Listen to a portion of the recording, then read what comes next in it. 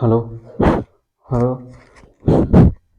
Good morning दोस्तों, जय हिंद, नमस्कार। आप लोगों का हार्दिक स्वागत एवं अभिनंदन वंदन है आपके अपने YouTube channel double A academy में। तो चलिए मेरे दोस्त, हम लोग अपनी विशेषण की कक्षा को अच्छे प्रकार से समाप्त कर लिए थे। तो आज हम लोग विशेषण के बाद क्रिया की ओर आगे बढ़ते हैं। किधर? क्रिया की ओर आगे बढ़ते हैं और क्रिया का पोस्टमार्टम करते हुए क्रिया को अच्छी प्रकार से समझने का कार्य करेंगे। क्रिया से कहाँ से प्रश्न आता है, कौन सा कर्मक है, कौन अकर्मक है, क्रिया कितने प्रकार की होती है, क्रिया अगर होती है प्रकार तो उन प्रकार का कौन सा प्रकार होता है, इसको क्या करेंगे, समझने का कार्य करेंगे। ठीक है, तो चलिए मेरे दोस्त, हम लोग आज क्रिया की ओर आगे बढ़ते हैं और अपनी अगली कक्षा को आगे बढ़ाने का कार्य करते हैं। पिछली कक्षा में हम लोगों ने क्या पढ़ा था? पिछली कक्षा में हम लोगों ने पढ़ा था विशेषण। पिछली कक्षा में हमने क्या पढ़ा था? विशेषण पढ़ा था। चलिए देख लेते हैं क्रिया। क्रिया का जो सामान्य अर्थ होता है या सार्थक अर्थ होता है, क्रिया का सामान्य या सार्थक अर्थ होता है करने वाला। करने वाला, ठीक है। क्रिया का सार्थक अर्थ या सामान्य अर्थ जो होता है करने वाला। अच्छा, क्या करने वाला? यदि आपसे पूछेगा कोई कि क्या करने वाला, तो आप लोगों का उत्तर आना चाहिए काम को या कार्य को करने वाला। काम को या कार्य को करने वाला, ठीक है। देखिए, क्रिया है क्या? तो क्रिया एक शब्द है। क्रिया है क्या? शब्द। जो क्रिया शब्द है, क्रिया का अर्थ क्या होता है? करने वाला। क्या करने वाला? काम को करने वाला या कार्य को करने वाला, ठीक है। प्रश्न आपसे पूछेगा कि क्रिया कैसा शब्द है, तो आप लोग उत्तर देंगे कि क्रिया एक विकारी शब्द है। कैसा शब्द है दोस्त? विकारी शब्द है, ठीक है। अभी हम लोग विकारी शब्द में ही चले हैं। क्यों? क्योंकि क्रिया का रूप बदला जा सकता है। क्रिया का रूप क्या किया जा सकता है? बदला जा सकता है। इस कारण क्रिया विकारी शब्द है। अच्छा, क्यों विकारी शब्द है? तो क्रिया को आवश्यकता के अनुसार, किसके अनुसार? आवश्यकता के अनुसार, आवश्यकता के अनुसार बदला जा सकता है। क्रिया को आवश्यकता के अनुसार बदला जा सकता है। किसको बदला जा सकता है? क्रिया को। कैसे? तो आइए देखिए, अभी हम लोग तो इसके बारे में चर्चा करें, अभी परिभाषा भी बताऊंगा, ठीक है। क्रिया को संस्कृत में किस नाम से जानते हैं उसको भी बताऊंगा। तो आइए देखिए, क्रिया का अर्थ क्या होता है? क्रिया का सामान्य अर्थ या अर्थ क्या होता है? तो क्रिया का अर्थ या सामान्य अर्थ होता है करने वाला। क्या करने वाला? काम को करने वाला या कार्य को करने वाला। क्रिया कैसा शब्द है? विकारी शब्द है। क्रिया कैसा शब्द है दोस्त? विकारी शब्द है, ठीक है। यहां तक तो हुआ, ठीक है। आइए देखिए, क्रिया को संस्कृत में किस नाम से जानते हैं? धातु के नाम से जानते हैं। किस नाम से जानते हैं? धातु, ठीक है। क्रिया को संस्कृत में किस नाम से जाना जाता है? तो क्रिया को संस्कृत में, क्रिया को संस्कृत में धातु के नाम से जाना जाता है। किसके नाम से जाना जाता है दोस्त? धातु के नाम से जाना जाता है। और मूल धातु होती है, जो आपकी धातु होती है, या तो धातु कहिए या इसी को मूल धातु के नाम से भी जाना जाता है। किसके नाम से जाना जाता है? मूल धातु के नाम से भी जाना जाता है, ठीक है। मूल धातु के साथ, मूल धातु के साथ, अब देखिए, मूल धातु के साथ क्या जोड़ने पर? ना शब्द जोड़ने पर। क्या जोड़ने पर? ना प्रत्यय कहिए या ना शब्द जोड़ने पर क्या बनती है? संस्कृत के मूल धातु के साथ ना शब्द जोड़ने पर या ना प्रत्यय जोड़ने पर हिंदी की क्रिया बनती है। क्या बनती है दोस्त? हिंदी की क्रिया बनती है। क्या बनती है? हिंदी की क्रिया का निर्माण होता है, ठीक है। संस्कृत के मूल धातु के साथ ना प्रत्यय जोड़ने पर क्या बनता है? संस्कृत के मूल धातु के साथ हिंदी का ना प्रत्यय जोड़ने पर हिंदी की क्रिया बनती है। क्या बनती है? हिंदी की क्रिया बनती है। कैसे? तो आइए देखिए, हम बताएं कि जैसे संस्कृत में क्या है? पठ। संस्कृत में क्या है? पठ। इस पठ का हिंदी में बन जाता है प और अढ़। हिंदी में क्या बनता है? पढ़। इस पढ़ के साथ ना जोड़ने पर, क्या जोड़ने पर? ना, बन जाता है पढ़ना।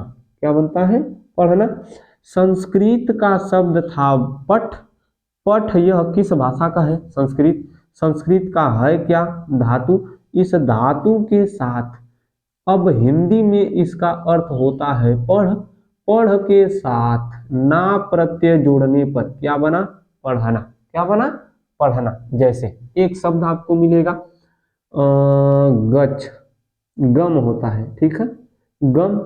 गम का बन जाता है जा, ठीक है, इसमें ना जोड़ेंगे बन जाएगा जाना। क्या बनेगा दोस्त? जाना बन जाएगा, ठीक है। गम के साथ हो गया। जैसे एक शब्द होता है आपका लिख, इस लिख के साथ जोड़ते हैं ना तो बन जाता है लिखना। होता है रो, जोड़ते हैं ना, रोना, ठीक है। तो है क्या? क्रिया। क्रिया का अर्थ क्या होता है? सामान्यतः अर्थ क्या होता है? तो क्रिया का सामान्यतः अर्थ होता है करने वाला। क्या करने वाला? किसी काम को या किसी कार्य को करने वाला। क्रिया कैसा शब्द है? विकारी शब्द है। क्यों? क्योंकि आवश्यकता पड़ने पर क्रिया बदलती है। लिंग के आधार पर, कारक के आधार पर, वचन के आधार पर क्रिया बदल जाती है। इस कारण यह आपकी जो क्रिया है विकारी शब्द है। कैसा शब्द है? विकारी शब्द, ठीक है। आइए, क्रिया को संस्कृत में किस नाम से जाना जाता है? तो क्रिया को संस्कृत में धातु के या मूल धातु के नाम से जाना जाता है। मूल धातु के साथ ना प्रत्यय जोड़ने पर, कौन सा प्रत्यय? मूल धातु के साथ ना प्रत्यय जोड़ने पर हिंदी की क्रिया बनकर तैयार हो जाती है। जैसे पठ, पठ का बनेगा पढ़, पढ़ के साथ ना प्रत्यय जोड़ेंगे बन जाएगा पढ़ना। गम, गम का होता है जा, जा के साथ ना प्रत्यय जोड़ेंगे बन जाएगा जाना।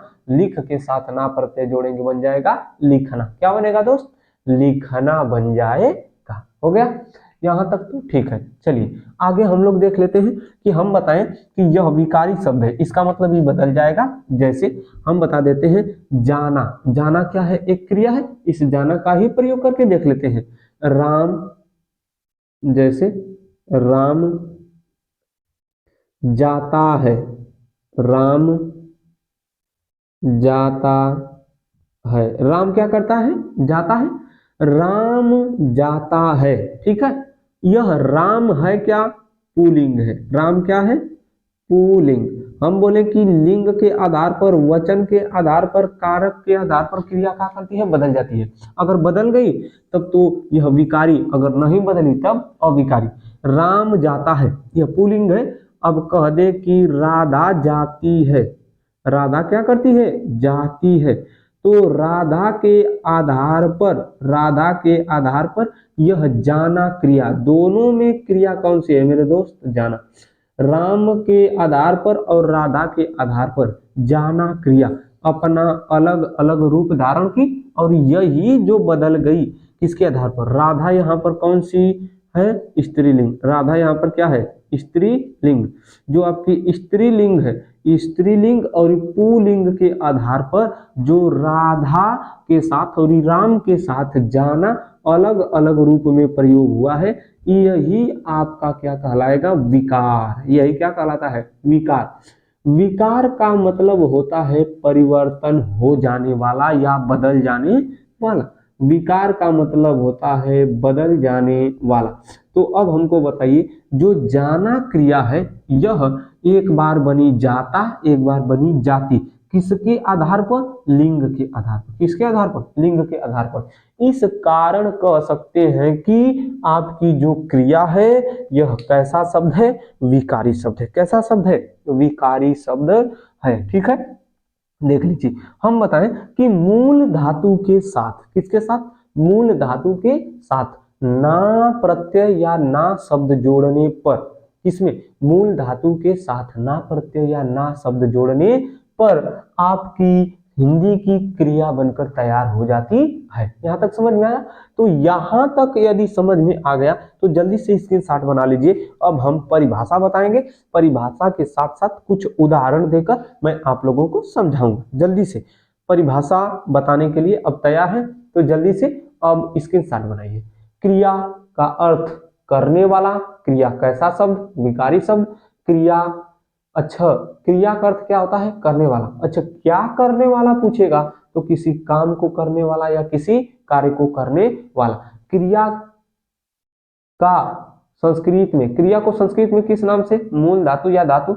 मूल धातु के साथ या धातु के साथ ना प्रत्यय जोड़ने पर हिंदी की क्रिया बनती है। और जैसे बता दिया हमने, फिर बताया कि यह जो आपकी होती है बदल जाती है। बदल जाती है तो विकारी शब्द है। जब बदल जाती है तो इसका हमने प्रयोग करके भी बता दिया कि राम घर जाता है या राम जाता है, राधा घर जाती है या राधा जाती है। यहां तक तो ठीक है। अब हम लोग चलेंगे परिभाषा की ओर। क्रिया की परिभाषा जल्दी करिए, मिटाइए, आगे चलते हैं। हम लोग क्रिया की परिभाषा को देखने का काम करेंगे। परिभाषा, इसकी परिभाषा क्या होगी उसको देख लेते हैं। हाँ चलिए, इसकी परिभाषा देखेंगे। किसकी? क्रिया की। क्रिया की परिभाषा देखने का काम करते हैं अच्छी प्रकार से, ठीक है। आइए देख लेते हैं क्रिया की परिभाषा क्या हो जाए कि जिस शब्द के द्वारा या जिसके द्वारा या किसी कार्य या करने, किसी कार्य के करने या होने का बोध होता है, ठीक है। बहुत छोटी सी परिभाषा है और अच्छी परिभाषा है कि जिस शब्द से या जिस शब्द के द्वारा। आइए देखते हैं, लिखिएगा कि जिस शब्द से, जिस शब्द से, जिस शब्द से किसी कार्य का या काम का, किसी कार्य या काम का करने या होने का बोध होता है, होने का बोध होता है, बोध होता है, बोध होता है या पता चलता है, या पता चलता है, जिसके द्वारा किसी कार्य के करने या होने का बोध होता है या पता चलता है, या जिस शब्द से किसी कार्य या काम के करने या होने का बोध होता है या पता चलता है, उसे क्रिया कहते हैं। उसे क्या कहते हैं? उसे क्रिया कहते हैं। या जिन शब्दों के द्वारा किसी काम का करना पाया जाता है या किसी कार्य के होने का बोध होता है या करने का बोध होता है, उसे हम लोग क्या कहते हैं दोस्तों? क्रिया कहते हैं। क्या कहते हैं? क्रिया।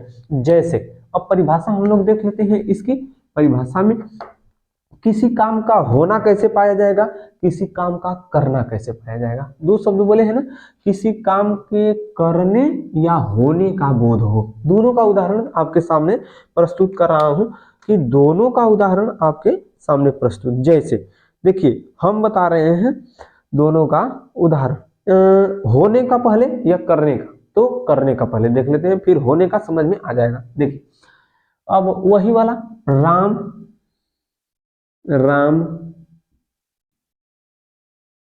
खाता है, ठीक है। राम खाता है, ठीक है। खाता है, राम कुछ काम कर रहा है, कर रहा है, कहेंगे कि हाँ कर रहा है।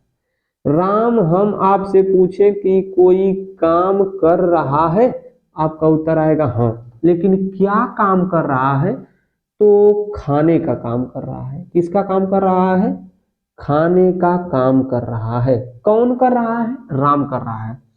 राम खाता है। राम क्या करता है? खाता है। जो राम है यह आपकी हो जाएगी संज्ञा, ठीक है। राम क्या हो जाएगा? संज्ञा। संज्ञा के द्वारा किया जा रहा है काम। क्या किया जा रहा है? काम। तो किसी काम या कार्य के करने का, राम कर रहा है काम। कैसा काम कर रहा है? वह क्या कर रहा है? खा रहा है। क्या कर रहा है? खा रहा है। राम खाता है या राम खा रहा है, अर्थात यहाँ पर क्रिया क्या हो जाएगी? खाना। क्रिया क्या हो जाएगी? खाना। खाना के अनुसार या खाना क्रिया राम के अनुसार का हुई है, बदल गई है। इस कारण यहाँ पर राम के द्वारा किया गया काम यानी खाना, राम के द्वारा किया गया काम खाना, और खाना है क्या? क्रिया। तो जो करने का बोध हो रहा है, राम यहाँ पर काम कर रहा है। क्या कर रहा है? खा रहा है। जैसे सीता, सीता दौड़ रही है। सीता दौड़ रही है। सीता क्या कर रही है दोस्त? दौड़ रही है। सीता कुछ काम कर रही है। हाँ, कहेंगे कि क्या काम कर रही है? आप लोगों से मैं पूछूं तो आप लोगों का उत्तर है कि सीता दौड़ने का काम कर रही है। किसका कार्य कर रही है? दौड़ने का कार्य कर रही है। तो जो दौड़ने का कार्य कर रही है यही उसकी हो जाएगी क्रिया। तो यहाँ पर दौड़ना क्या हो जाएगी दोस्त? क्रिया। दौड़ना क्या हो जाएगी? क्रिया। ठीक है। जिससे किसी काम के करने का बोध हो, तो यहाँ पर काम का किया जा रहा है, किया जा रहा है। राम क्या? राम भी काम कर रहा है, सीता भी काम कर रही है। राम खाना खा रहा है या राम खा रहा है? खाने की क्रिया। लेकिन सीता क्या कर रही है? दौड़ रही है। तो सीता दौड़ने की क्रिया कर रही है, तो दौड़ना वहां पर क्या हो गया? क्रिया। यहाँ पर राम खाना खा रहा है, तो राम के द्वारा किया गया काम, क्या काम कर रहा है? खाने का कार्य। और खाने का कार्य कैसे कर रहा है? तो क्रिया के द्वारा। और जो कमवा कर रहा है वही क्रिया हो गई। तो क्या काम कर रहा है? खाने का। तो खाना यहाँ पर क्या हो गई? क्रिया। ठीक है। यहाँ पर तो किसी काम के करने का बोध हो रहा है। ठीक है। अब कहेंगे कि होने का बोध है, इसका मतलब क्या होगा? तो इसका मतलब समझिए, तो होने का जो आपका बोध होगा, जैसे राम एक विद्यार्थी है, राम से ही उदाहरण ले लेते हैं। होने का बोध क्या होगा? कि राम एक विद्यार्थी है। राम एक विद्यार्थी है। यहां पर राम से लगाकर विद्यार्थी तक क्रिया नहीं है। जो है ना, यह आपकी क्रिया है। यहां पर क्या पाया जा रहा है? होना पाया जा रहा है। क्या पाया जा रहा है दोस्त? होना पाया जा रहा है। जैसे राम एक विद्यार्थी है। ठीक है। विद्या का काम होता है विद्या ग्रहण करना, अरे सॉरी, विद्यार्थी का काम क्या होता है? विद्या को ग्रहण करना। तो जो विद्या को ग्रहण कर रहा है, तो विद्या अर्जन करना, अर्जन करना भी एक क्या है? क्रिया है। ठीक है। तो जो आपका राम है विद्यार्थी, यह जो है यह क्रिया है।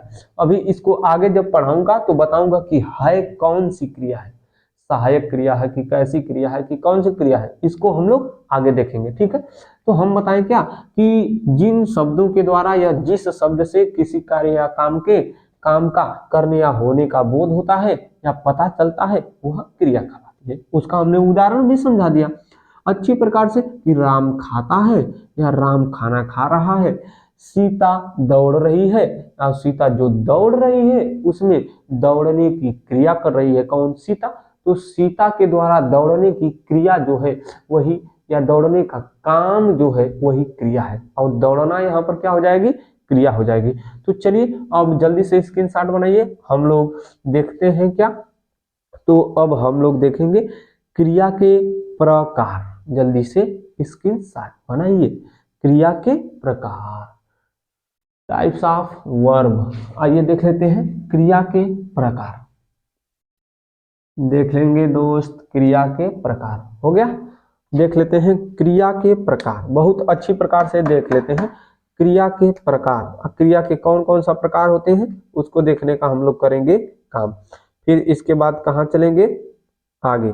आगे क्रिया के प्रकार जो हैं उसको हम लोग देखने का काम करेंगे। ठीक है, क्रिया के जो प्रकार है उसको हम लोग देखने का काम करेंगे। चलिए देखते हैं क्रिया के प्रकार। ठीक है, तो आप लोग बना लीजिए क्रिया के प्रकार।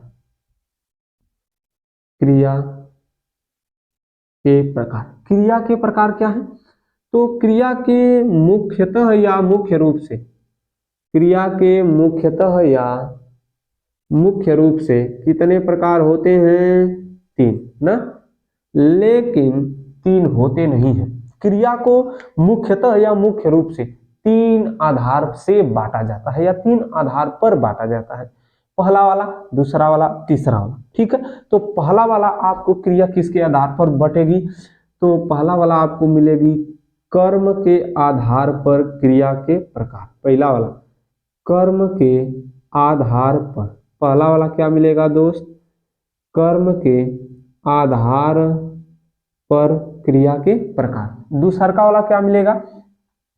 रचना या बनावट के आधार पर क्रिया के प्रकार। रचना या बनावट के आधार पर, बनावट के आधार पर, रचना या बनावट के आधार पर क्रिया के प्रकार। तीसरा वाला क्या मिलेगा? काल के आधार पर क्रिया के प्रकार। किसके आधार पर?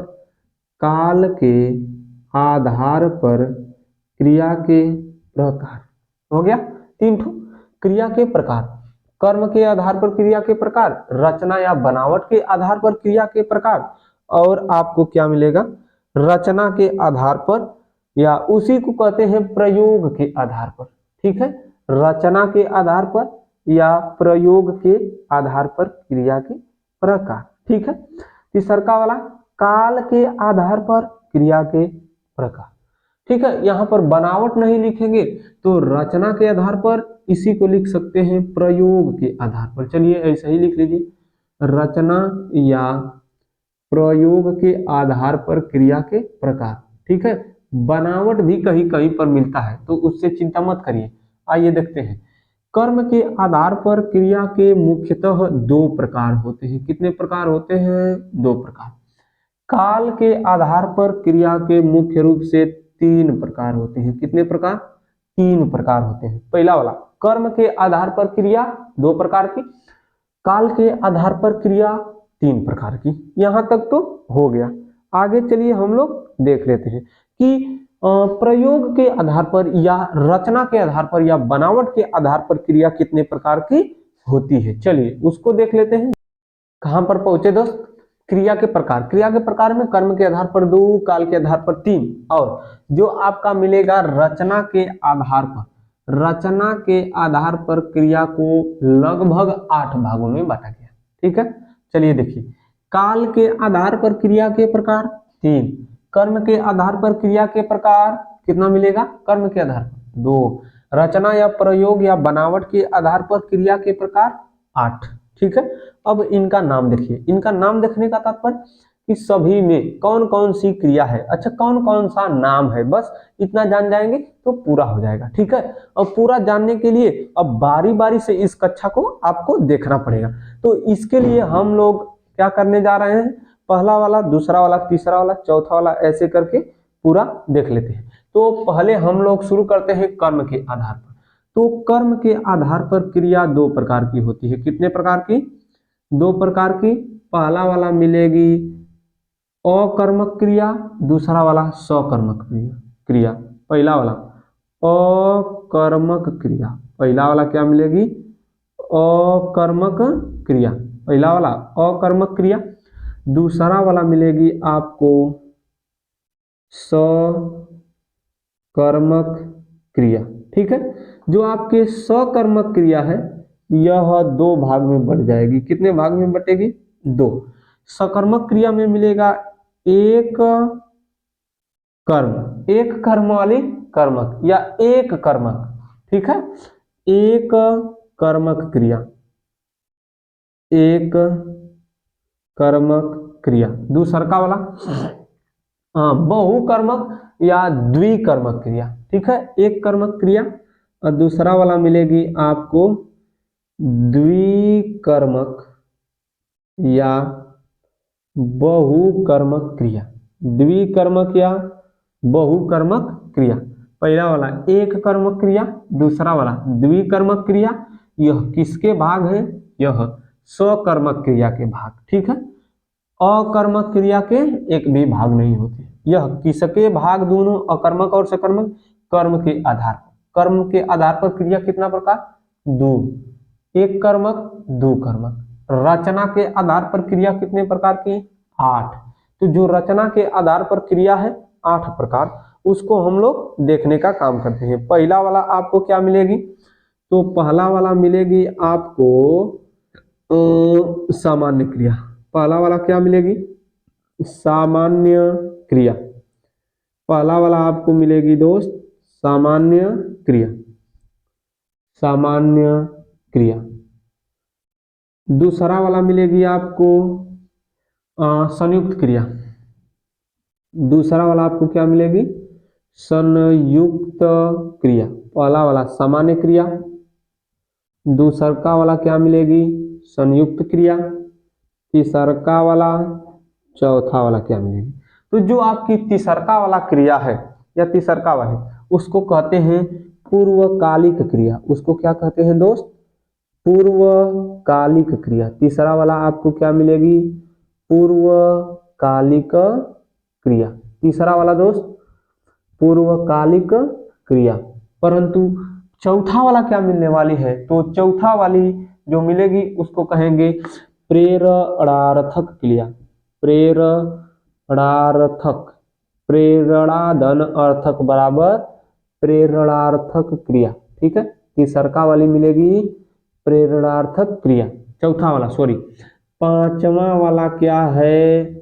छठा वाला क्या है? ठीक है, तो पांचवा वाली जो क्रिया है, पहला वाला सामान्य, संयुक्त, पूर्वकालिक, प्रेरणार्थक। जो आपकी छठा वाली पांचवा वाली क्रिया है, पांचवा वाली क्रिया हो जाएगी नाम धातु क्रिया। कौन सी क्रिया? नाम धातु क्रिया। नाम धातु क्रिया। छठा वाली आपकी हो जाएगी कृदंत क्रिया। छठवा वाली क्या मिलेगी दोस्त? कृदंत क्रिया। छठवां वाली क्या हो जाएगी? कृदंत क्रिया। छठवां वाला कृदंत। सातवां बचा और आपका बचा आठवां। दो क्रिया बच गई। अब दो क्रिया में आपको क्या मिलेगी? एक मिलेगी सजातीय क्रिया। एक कौन सी क्रिया मिलेगी? सजातीय क्रिया। ठीक है, सजातीय क्रिया। सजातीय क्रिया। सजातीय क्रिया के बाद अंतिम वाला जो मिलेगी सहायक क्रिया। इसी को कहते हैं पूरक क्रिया। बहुत क्रिया है, क्रिया का नाम अलग अलग है। जब अलग अलग करके एक एक करके टॉपिक में पढ़ाऊंगा ना तो बता दूंगा। देखिए, संयुक्त का दो ठो नाम है, सजातीय का दो ठो नाम है, सहायक का दो ठो नाम है, प्रेरणार्थक का दो ठो नाम है, पूर्वकालिक का नहीं है, सामान्य का दो ठो नाम है। ठीक है, तो जब अब बारी बारी से एक एक करके पढ़ाऊंगा तो पक्का बता दूंगा दोस्त, छोड़ूंगा नहीं। ठीक है, चलिए अब हम लोग देखेंगे काल के आधार पर। काल के आधार पर क्रिया कितने प्रकार की होगी? तो 1 2 3 प्रकार की। काल के आधार पर क्रिया कितने प्रकार की? 3 प्रकार। पहला वाला होगी भूतकालिक क्रिया। पहला वाला क्या हो जाएगी? भूतकालिक क्रिया। भूतकालिक क्रिया। दूसरा वाला मिलेगी वर्तमान कालिक क्रिया। वर्तमान कालिक क्रिया। दूसरा वाला मिलेगी वर्तमान कालिक क्रिया। भूतकालिक क्रिया, वर्तमान कालिक क्रिया। दूसरा हो गया तीसरा वाला भविष्यत कालिक। भविष्यत कालिक क्रिया। ठीक है, आपके सामने हमने क्रिया का कर दिया पोस्टमार्टम। पोस्टमार्टम का मतलब पूरा हमने आपको बता दिया कि कितना पढ़ना है। अच्छी प्रकार से दिखाई दे रहा है कि नहीं? दिखाई दे रहा है, पूरा दिखाई दे रहा है। ठीक है, तो देख लीजिए सर जी, हमने आप लोगों को दोस्तों क्या क्या बताया? क्रिया बताया, क्रिया का अर्थ, क्रिया की परिभाषा, क्रिया कैसा शब्द, क्रिया का प्रभाव कहाँ पड़ता है, क्रिया बदलती है कि नहीं बदलती है? बदलती है। क्रिया के प्रकार कितने हैं? क्रिया के प्रकार 3, पहला वाला कर्म के आधार पर, रचना के आधार पर या प्रयोग के आधार पर, इसी को कहते हैं बनावट के आधार पर। फिर काल के आधार पर। तो कर्म के आधार पर क्रिया कितना प्रकार? 2, अकर्मक क्रिया और सकर्मक।